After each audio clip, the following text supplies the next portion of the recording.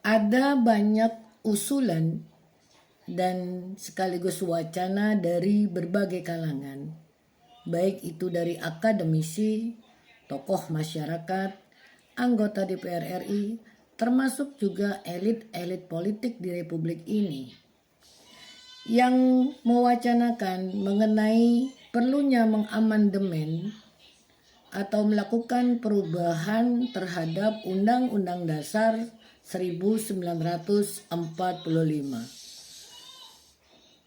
Adakah urgensi yang benar-benar diperlukan untuk melakukan amandemen kelima terhadap Undang-Undang Dasar 1945? Selamat malam, saya Ngura Erlin Punarbawe dari Kubu Tambahan Buleleng Bali. Sebuah pernyataan disampaikan oleh Wakil Ketua Majelis Permusyawaratan Rakyat Bambang Wuryanto atau lebih kita kenal dengan Bambang Pacul, dan juga Ketua Majelis Permusyawaratan Rakyat Ahmad Muzani mengenai adanya desakan sekaligus wacana yang datang dari berbagai kalangan, termasuk juga dari akademisi, tokoh masyarakat, anggota Dewan Perwakilan Rakyat, termasuk juga elit-elit politik di negeri ini, mengenai perlunya melakukan amandemen kelima terhadap Undang-Undang Dasar 1945. Akan tetapi dalam pandangan saya, proses mengamandemen Undang-Undang Dasar 1945 yang menyangkut tentang sistem politik di Republik ini, termasuk juga wacana gubernur, bupati, dan wali kota dipilih lagi oleh anggota Dewan Perwakilan Rakyat daerah dengan berbagai alasan dan juga dengan berbagai acuan-acuan yang ditemukan. Seiring berjalannya waktu ketika pilkada dilakukan atau dipilih secara langsung oleh rakyat, adanya biaya politik yang mahal, kemudian juga mahar politik yang dikatakan mahal, yang dinyatakan sebagai pemicu banyaknya pemimpin-pemimpin daerah, baik gubernur ataupun bupati, melakukan tindak pidana korupsi. Jika biaya politik dan juga mahar politik yang dikatakan besar sebagai alasan pemimpin daerah, baik gubernur ataupun bupati, melakukan tindak pidana korupsi, jika kita merunut ke belakang, ketika gubernur dan bupati atau wali kota masih dipilih oleh anggota DPRD, apakah pelaku korup dari gubernur, bupati, atau wali kota tidak ada? Banyak kita temukan. Saya sebutkan saja contoh nyata di wilayah saya, Kabupaten Buleleng. Bupati dari Partai Demokrasi Indonesia Perjuangan, Pak Putu Bagiade, yang pada saat itu tahun 2002 dipilih oleh anggota DPRD tingkat 2 Kabupaten Buleleng, atau tidak dipilih langsung oleh rakyat, faktanya sang bupati tetap melakukan tindak pidana korupsi.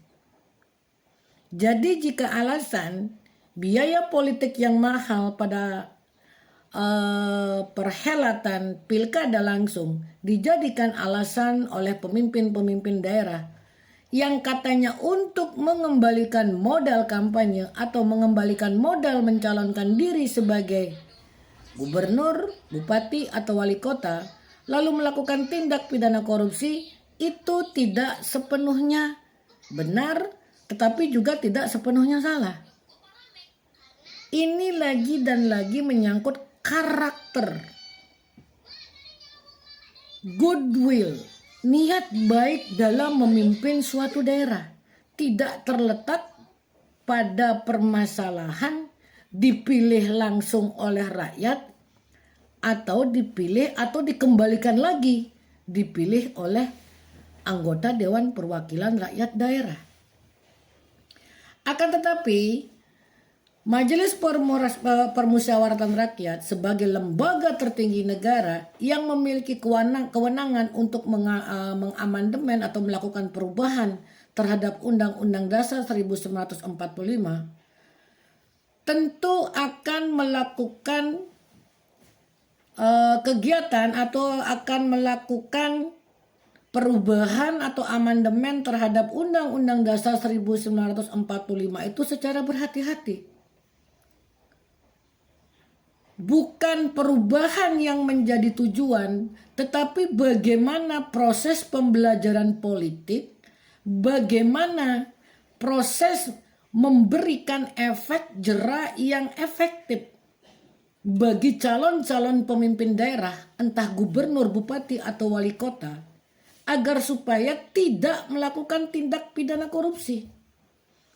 Selama aturan hukum yang diberlakukan kepada para pelaku tindak pidana korupsi tidak mampu memberikan efek jera, maka tindakan korup akan berulang lagi dan lagi.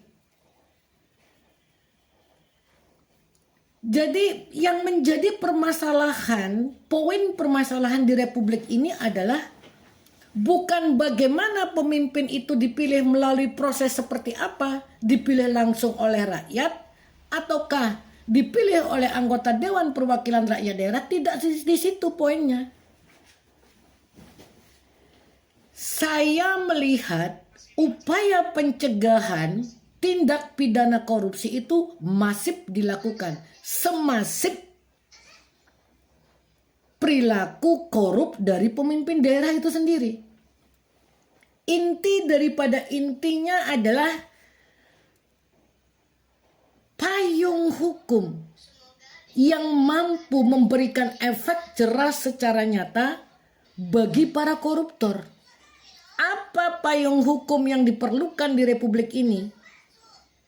Kita jangan berangan-angan meniadakan dulu, jangan berangan-angan bisa meniadakan tindak pidana korupsi. Meminimalisasi itu dulu. Dengan cara apa? Segera lakukan pembahasan RUU perampasan aset. Pemiskinan pelaku koruptor, apalagi jika benar-benar bisa merumuskan adanya aturan menghukum mati para koruptor, saya sangat berkeyakinan akan ada efek jera. Sebagaimana pemberian hukuman mati bagi para bandar narkoba. Peredaran narkoba dan pelaku korup alias koruptor itu sama-sama memberikan dampak yang sangat berbahaya bagi keberlangsungan hidup berbangsa dan bernegara. Sama-sama memberikan dampak yang nyata, bahaya yang nyata bagi keberlangsungan kehidupan berbangsa dan bernegara. Jika pemerintah mampu menghukum mati, bisa memberikan hukuman mati kepada bandar narkoba, saya sangat yakin aparat penegak hukum di Republik ini pasti bisa memberikan sebuah ancaman hukuman mati bagi para pelaku korup di Republik ini. Kuncinya satu, segera lakukan pembahasan RUU perampasan aset. Apa gunanya di bulan Agustus lalu, pasca demonstrasi besar-besaran yang merenggut beberapa nyawa di berbagai daerah, lalu kemudian pimpinan DPR menyatakan RUU perampasan aset masuk pada prolegnas prioritas 2025, hingga 2025 berakhir RUU perampasan aset tidak ada kabar beritanya. Daripada kita terus berwacana soal sistem politik, bagaimana pimpinan daerah itu dipilih, apakah dipilih langsung oleh rakyat atau dipilih atau kembali dipilih oleh anggota Dewan Perwakilan Rakyat Daerah, akan lebih bermanfaat dan berdaya guna jika Komisi 3 DPR RI di tahun 2026 ini segera melakukan pembahasan RUU perampasan aset. Selamat malam, saya Ngurah Erlin Punarbawa dari Kubu Tambahan Buleleng, Bali.